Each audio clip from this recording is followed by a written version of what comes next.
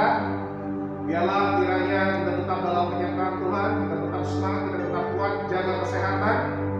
Jangan pergi-pergi dulu kalau nggak penting. Dan kita akan persiapkan hati dan pikiran kita akan mulai di dalam kasih dalam hadirat Tuhan. Kami ucap syukur untuk kebaikan yang Kau beri Tuhan, untuk nafas segar, untuk kehidupan. Bahkan sampai hari ini Tuhan, Kau berikan kami kekuatan, kami masih boleh melihat orang-orang yang kami kasihi semua karena anugerah Tuhan. Sebentar kami akan memulai ibadah kami pada hari ini. Biarlah hadirat-Mu yang tanpa batas dan kuasa Tuhan dan karya perlindungan Tuhan yang sempurna bagi kami tetap kami nikmati, tetap kami rasakan. Bapa, kami kembali menikmati hadirat-Mu hari ini. Biarlah kami dalam hadirat-Mu untuk melawan setiap kami dan anak-anak Tuhan yang menyaksikan tayangan ini. Di dalam nama Tuhan kami Yesus Kristus kami buka ibadah kami hari ini. Haleluya. Amin. Tetap dalam hadirat-Mu.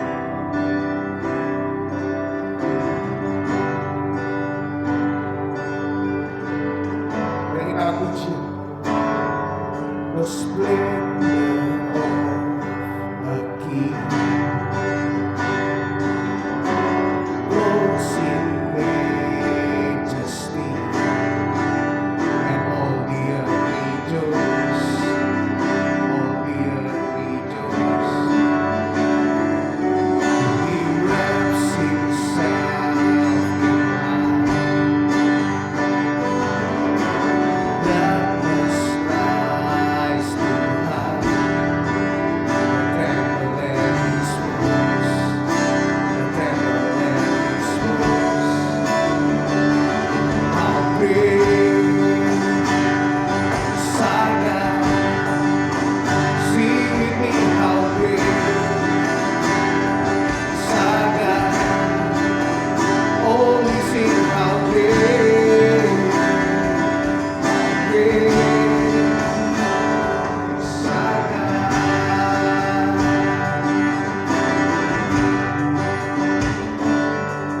Kemegahan Raja dalam kemuliaan, bumi bersumpah, bumi bersumpah.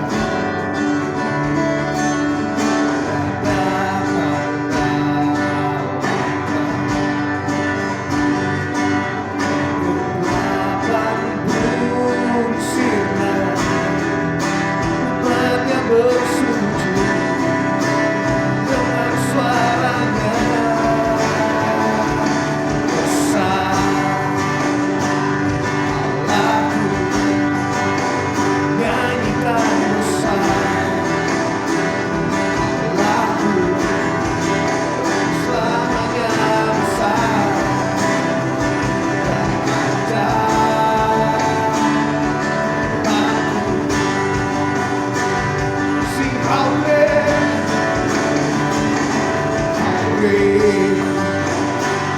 is our God. Sing with me, how great is our God. And all we sing, how great is our God. You're the name above all names. The name above all names. You are worthy of our praise, and my heart will sing how great is our God.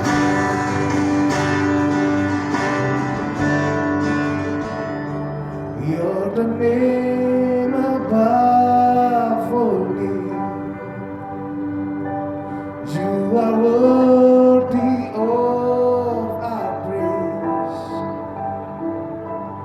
and my heart will sing how great,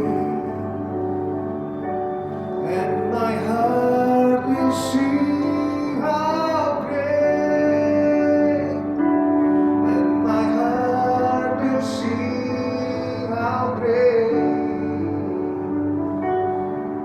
Hallelujah. Is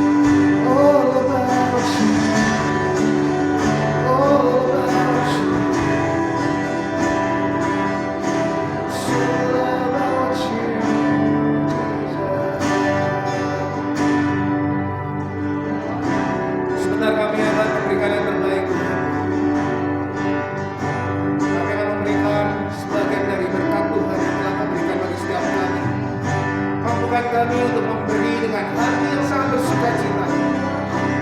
Karena kami tahu Tuhan, kami hanya mengembalikan sedikit dari kebaikan firman, kebaikan berkat-berkat-Mu Tuhan hari-hari ini, dari berkat pemeliharaan-Mu, dan kami siap untuk memberi Tuhan hari ini. Haleluya. Amin. Teman-teman, bagi teman-teman yang akan memberikan persembahan, bisa diberikan secara online, bisa diberikan ke rekening yang sudah disediakan, ya, ada di bawah ini. Kiranya setiap kita dapat memberi dengan hati yang sukacita. Amin. Mari kita tetap untuk menyembah Tuhan, kita memuji nama Tuhan. Haleluya. I come before you today, and there's just one thing that I want to say. Thank you, Lord. Thank you, Lord, for all you've given to me, for all the blessing that I cannot see. Hallelujah. Thank you, Lord. Amen. Thank you, Lord. Everyone say, with grateful heart, with song of praise. Hallelujah. With all things out. Everyone say, I bless your name. Thank you, Lord. I just want to thank you, Lord. Thank you, Lord. I just want to thank you, Lord. I come before you today. Terima kasih untuk persembahan yang Tuhan Yesus memberkati kita semua. And there's just one thing that I want to say. Thank you, Lord. Terima kasih Tuhan. Thank you, Lord. Everyone say, with grateful heart, with song of praise, with all things out, I bless your name. Thank you, Lord. I just want to thank you, Lord. Thank you, Lord. I just want to thank you, Lord. Terima kasih Tuhan. Terima kasih untuk kebaikan dan kasih setia-Mu. Sebentar kami akan mendengarkan isi hati-Mu. Berbicara kepada kami pribadi lepas pribadi tanpa terkecuali. Di dalam nama Tuhan Yesus, kami siap untuk mendengar firman. Haleluya. Amin. Amin. Siapa pada hamba ini? Shalom para youth. Sebelum kita memulai, mari kita mau berdoa terlebih dahulu. Bapa di surga, kami mengucap syukur. Hari ini Tuhan, kalau kami boleh kembali lagi mendengarkan kebenaran firman-Mu. Tuhan pimpin kami untuk kami boleh lebih hari, lebih mengerti Tuhan apa yang Kau mau dalam seluruh kehidupan kami. Bagaimana kami harus menghadapi Tuhan hari-hari ke depan yang sepertinya tidak ada harapan Tuhan. Bapa, tolong kami untuk boleh mengerti Tuhan. Sebagai anak-anak muda, apa yang harus kami kerjakan dan kami lakukan Tuhan.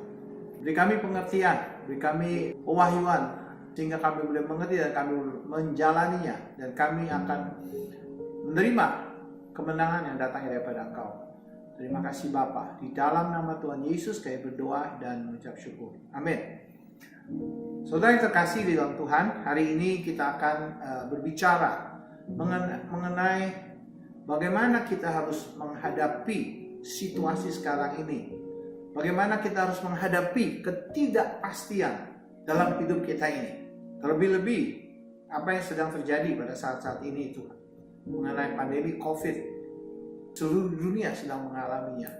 kita pun sedang mengalaminya. Bahkan saat-saat sekarang kita ini mengalami ketakutan hati yang tercekam oleh karena kejadian demi kejadian. Mari saudara kita mau buka dari kitab Rut 1 ayat 1 sampai dengan ayat yang ke-6. Baik saudara, saya bacakan terlebih dahulu. Rut dan Naomi. Pada zaman para hakim memerintah, ada kelaparan di tanah Israel. Lalu pergilah seorang dari Bethlehem Yehuda beserta istrinya dan kedua anaknya laki-laki ke daerah Moab untuk menetap di sana sebagai orang asing. Nama orang itu ialah Elimelek, nama istrinya adalah Naomi, dan nama kedua anaknya Mahlon dan Kilion. Semuanya orang Efrata dari Bethlehem Yehuda. Dan setelah sampai ke daerah Moab, diamlah sekeluarga ini di sana. Kemudian matilah Elimelek, suami Naomi, sehingga perempuan itu tertinggal dengan kedua anaknya. Keduanya mengambil perempuan Moab, yang pertama bernama Orpah, yang kedua bernama Rut. Dan mereka diam di situ kira-kira 10 tahun lamanya. Lalu matilah keduanya, yaitu Mahlon dan Kilion. Dan sehingga perempuan itu kehilangan kedua anaknya dan suaminya. Kemudian berkemaslah Naomi dengan kedua menantunya, dan ia pulang dari daerah Moab, sebab di daerah Moab ia mendengar bahwa Tuhan telah memperhatikan umatnya dan memberikan makanan kepada mereka. Saudara terkasih di dalam Tuhan, kitab ini berbicara tentang Rut yang ada di dalam Alkitab. Bagaimana Rut ini bisa ada di dalam Alkitab? Pasti ada sesuatu yang luar biasa yang dilakukan oleh Rut, ataupun juga karakter yang jempolan sehingga Alkitab menulisnya. Bukan Naomi, tapi Rut justru. Saudara, Rut ketika dia setelah menikah dengan suaminya meninggal. Rut ini adalah seorang perempuan Moab. Dan Rut ini masih muda. Ketika suaminya meninggal, mertuanya juga suaminya, yaitu suaminya Naomi, juga meninggal. Sehingga bagi orang Israel untuk mau kawin lagi, dia harus menunggu anak daripada Naomi itu. Tapi kita tahu Naomi itu tidak mungkin punya anak karena sudah tua. Berarti masa depan daripada Rut ini suram, saudara. Kalau di sini Naomi mau kembali dari Moab, dia mau kembali ke Israel karena Israel sudah mulai. Jadi seharusnya dia harus membawa dua orang menantunya ini untuk pergi. Rut dan Orpah harus mengambil satu keputusan. Keputusan yang tidak enak. Keputusan yang masa depannya ini nggak jelas. Sama seperti sekarang yang saudara sedang alami. Saat ini kita sedang mengalami COVID, mengalami pandemi. Awal-awal tahun 2021, COVID sudah menurun. Sudah menurun. Tetapi sehingga kita memiliki satu pengharapan. Ada harapan baru bahwa ekonomi akan jauh lebih baik. Tetapi kalau kita melihat sekarang, di bulan 6, bulan 7, COVID-nya melonjak lagi. Sehingga harapan itu jadi sirna. Harapan itu jadi hilang. Sekarang semuanya sedang tertutup. Ekonomi tutup, semua tertutup. Nah kita, saudara dan saya sebagai anak-anak muda, kadang-kadang mikir, Tuhan bagaimana ini masa depan saya? Kalau COVID ini tidak berhenti, bagaimana masa depan saya? Ada ketidakpastian di depan kita ini. Untuk menghadapi masa depan yang lagi suram ini. Saudara, kita belajar dari Rut ini. Ya. Ruth juga menghadapi ketidakpastian. Dia dapat dua pilihan. Pilihan pertama adalah dia tetap tinggal di rumah orang tuanya, ya, atau dia harus ikut dengan mertuanya. Naomi itu kembali ke Israel. Kalau ikut orang tuanya pasti jauh lebih enak. Kenapa? Karena dia ikut mama papanya. Kalau mau buka lemari es, tinggal ambil, tinggal makan. Makanan ada lemari es, tinggal langsung makan. Gak perlu minta izin dulu. Kalau mau tidur ya tidur aja, ya. Dan juga di daerah Moab, di tempat tinggalnya, dia sudah terbiasa punya teman. Dia juga bisa cari laki-laki lain, suami lain, ya. Dia jauh lebih mudah. Kalau dia mengikuti Naomi, ibu Naomi, mertuanya ini sesuatu yang masa depannya suram. Kenapa? Karena dia hidup dengan mertua. Saudara, kalau saudara hidup dengan mertua, apa saudara bisa enak-enak buka lemari, mau makan bikin buka lemari itu kita pasti was-was, jaim, jaga image, ya. Kemudian juga bukan hanya itu, ya. Kalau kita mau tidur, kita juga takut-takut, ya. Nanti dibilang apa? Kalau tidur siang, nanti dibilang apa sama mertua? Kemudian juga ada lagi, di Israel dia belum punya teman, jadi dia orang asing dan dia tidak mungkin bisa kawin lagi, karena kalau kawin, adat istiadat Israel itu kalau kawin dia harus nunggu anak daripada Naomi, ya. Jadi keputusan yang sangat sulit, ya. Kalau mengambil keputusan untuk ikut Naomi, ibu Naomi, mertuanya, masa depannya suram.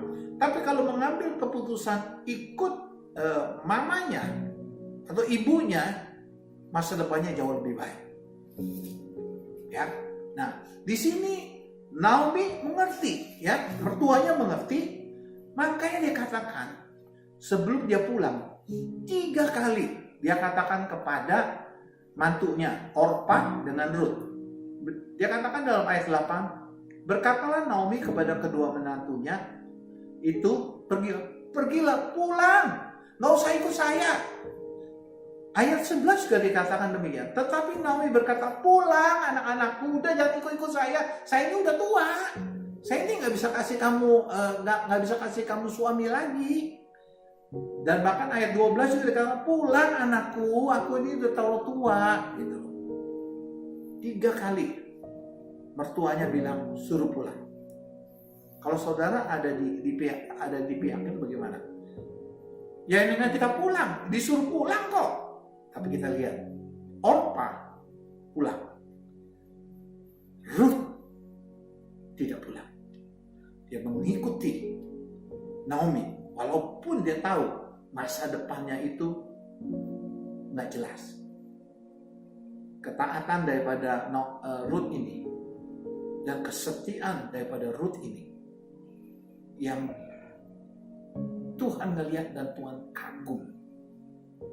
Bahkan kalau saudara lihat di dalam ayat yang ke-16, kata-kata 6 kata-kata daripada Ruth ini yang memperlihatkan bagaimana karakter kesetiaan, ketaatan daripada Ruth. Dikatakan begini ayat yang 16. Tetapi kata Ruth, jangan desak aku meninggalkan engkau, mertua, istilah mama mertua, ya, pulang dengan tidak mengikuti engkau. Sebab pertama, kemana Naomi pergi, kemana mama Naomi ini mertuanya pergi, ke situ juga aku pergi. Dan dimanapun ibu Naomi atau mama mertuanya bermalam, di situ juga aku akan bermalam. Wow. Yang ketiga, bangsa mula jadi bangsaku. Dia adalah orang Moab, bangsa Moab. Tapi dia meninggalkan ke bangsa Moab itu dan dia mengikuti aku jadi bangsa Israel. ya, meninggalkan kulturnya, meninggalkan adat istiadatnya, dan dia ikut. Kemudian dikatakan juga, Allah mula menjadi Allahku. Wow, ya, ditinggalkan segala sesuatunya, ya, dan dia ikut Tuhannya Naomi ini. Dan di mana engkau mati, aku pun mati di sana. Dan yang terakhir dikatakan, jikalau sesuatu apapun yang memisahkan aku dari engkau selain daripada maut. Saudara, kesetiaan daripada Ruth ini begitu luar biasa. Ketaatannya terhadap mertuanya yang tidak bisa memberikan apa-apa, dia tetap setia. Ini karakter yang Tuhan jempolin atau kagum. Oleh karena itu saudara, ketika dia pulang kembali, Tuhan tidak tinggal diam. Apa yang Tuhan berbuat? Tuhan pertemukan yang namanya Ruth itu dengan Boaz. Dan akhirnya ceritanya panjang. Ya, akhirnya Ruth bisa menikah dengan Boaz. Dan bukan sampai situ. Boaz itu adalah seorang konglomerat. Hidupnya diberkati oleh Tuhan. Ya. Yang kedua, kalau kita melihat ayat yang ke-17 dari Ruth keempat, apa yang keturunan daripada Ruth ini menghasilkan raja yang paling terkenal dan paling hebat di Israel, yaitu Raja Daud. Bisa kita lihat di mana? Dalam ayat yang ke-17 dari Ruth yang keempat, Ruth 4. Dan tetangga-tetangga perempuannya memberi nama kepada anak itu, maksudnya ini anak daripada Ruth. Katanya, pada Naomi telah lahir seorang laki-laki, lalu mereka menyebutnya Obed. Jadi anaknya Ruth itu Obed, dan dialah Obed ini adalah ayahnya Isai atau ayahnya daripada Daud. Berarti cucu daripada Ruth ini adalah Daud. Dan kita lihat bagaimana Daud menjadi raja yang sangat terkenal sekali. Dan bukan sampai situ saudara, keturunan Daud itu melahirkan Yesus saudara. Wow, kenapa bisa begitu? Saudara, ini semua karena ada satu karakter yang luar biasa daripada si Ruth ini. Kesetiaannya, ketaatannya, itu yang membuat Tuhan kagum dan Tuhan mengubah hidupnya dari yang tidak mempunyai harapan boleh mendapatkan masa depan yang baik. Saudara, apa yang sedang terjadi saat-saat sekarang ini juga berlaku bagi saudara dan saya. Saudara tahu, kita ini semua sedang dalam kesulitan. Tetaplah percaya kepada Tuhan. Tetaplah setia kepada Tuhan. Tetaplah taat kepada Tuhan. Kalau engkau pegang itu dalam hidupmu, percayalah, engkau akan bisa melewati, menjalaninya. Ruth sebelum menikah pun dia harus jalani. Saya nggak sempat untuk baca bagaimana dia juga tetap bekerja, tetap memungut jelai, ya. Tetapi di situ Tuhan membuka jalan. Saudara, di saat-saat yang tidak baik, pada saat-saat ini Tuhan bisa membuat jalan yang tidak kita mengerti, ya. Tuhan bisa membuat jalan di padang gurun. Tuhan bisa membuat sungai di padang gurun. Itu saudara bisa lihat di Yesaya 43. Mari kita buka sebentar dari Yesaya 43. Ayat yang ke-18. Lihat firman-Nya. Janganlah ingat-ingat hal-hal yang dahulu. Janganlah perhatikan hal-hal dari zaman purbakala. Lihat, aku hendak membuat sesuatu yang baru, yang sekarang sudah tumbuh. Belumkah kamu mengetahui? Ya, Tuhan bilang begini. Aku hendak membuat jalan di padang gurun. Saudara, di padang gurun itu nggak ada jalan. Semuanya padang gurun. Nggak ada jalan, nggak ada titik, nggak ada membingungkan. Tapi lihat, di padang gurun pun yang sepertinya tidak ada pengharapan, Tuhan buka jalan. Tuhan buat jalan sehingga kita tahu kemana kita harus pergi. Yang kedua juga dikatakan gini, dan sungai-sungai di padang belantara. Di padang belantara itu kering kerontang. Kalau mungkin ada pohon, ya pohon kecil-kecilan begitu. Tetapi Tuhan bisa membuat sungai di padang belantara. Artinya bahwa ketika kita menghadapi masalah-masalah, ya, ketidakpastian ini, ketika engkau tetap berpegang kepada Tuhan, Tuhan bisa buka sungai. Sungai itu berbicara sebuah kehidupan. Di mana ada sungai, di situ ada kehidupan. Ya, di pinggir sungai itu pasti banyak pohon. Di dalam sungai juga banyak binatang-binatang yang hidup. Ya, ketika ada sungai, ada kehidupan. Jadi saudara, dalam menghadapi ketidakpastianmu, ya, menghadapi hidup ini, mari saudara, terus pegang Tuhan. Jangan pernah tinggalkan Tuhan. Berharap terus kepada Tuhan. Ya, nanti Tuhan akan bisa membawa kita, menuntun kita, mungkin dengan susah payah, tapi Dia pasti kasih jalan keluar. Contohnya Ruth. Ruth tidak punya harapan ke depan, tapi Ruth setia, dan Ruth ujung akhirnya Ruth mendapatkan. Mari setiap daripada kita, ya, belajarlah setia dalam hidupmu. Lebih dekatlah kepada Tuhan. Hari-hari ini saudara harus lebih banyak dekat kepada Tuhan. Karena tanpa kedekatanmu kepada Tuhan, engkau akan pusing mendengar segala macam permasalahan-permasalahan, mendengar segala informasi-informasi yang bisa menakutkan kita. Tetapi kita tahu, di dalam Tuhan selalu ada jalan keluar. Di dalam Tuhan selalu ada kepastian.